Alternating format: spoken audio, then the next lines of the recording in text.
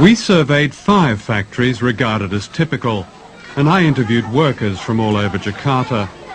You work a 24-hour shift with just a couple of breaks, and then 2 hours later you start another shift.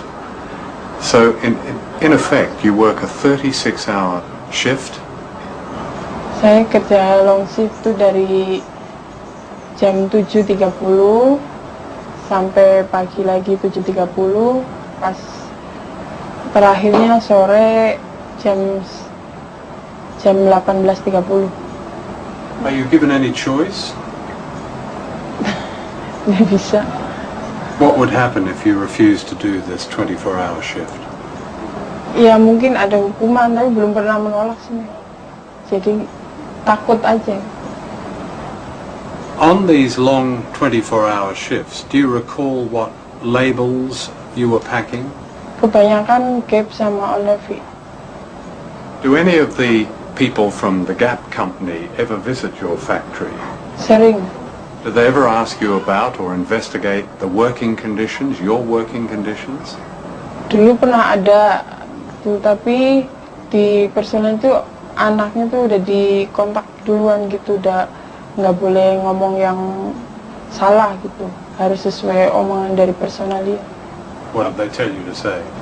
Ya misalkan nggak bilang lembur long shift, terus pokoknya tidak boleh membuka rahasia perusahaan, tidak boleh menjelek-jelekan perusahaan. This is what the Gap company calls a code of conduct.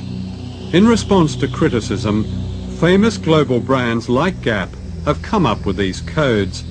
They say the idea is to set standards and protect workers, but how effectively is it enforced? You have to come to Indonesia to really realize what codes of conduct means, and that it is almost useless to exercise or to implement code of conduct here in this country, because this government is always campaigning cheap labor here in Indonesia to attract the foreign investment, and codes of conduct cannot do anything about that. And because Indonesian workers is already very poor, and the rate of unemployment here is very, very high, so that people will work whatever kind of work they have, or how much they paid, they will still work. The Gap company stipulates a maximum working week of 60 hours. It says workers may refuse overtime without any threat of penalty. Are there people who do extraordinary shifts, like much more than 12 hours, even up to 24 hours? Ada, kemarin QC juga ya finishing, itu dari jam 8 sampai jam 12 malam. Dari jam 12 malam karena dengan alasan ini mesti diekspor. Kondisi mereka berdiri, dari jam 8 sampai jam 12 itu berdiri, nggak ada duduk. 16 hours standing. Iya. Is that common?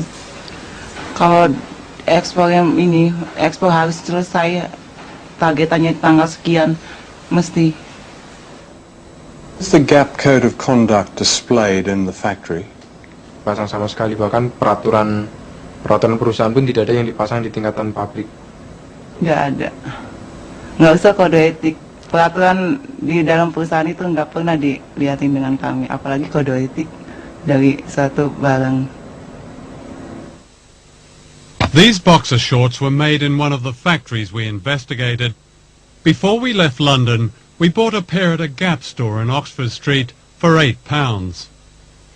Out of that £8, an Indonesian worker gets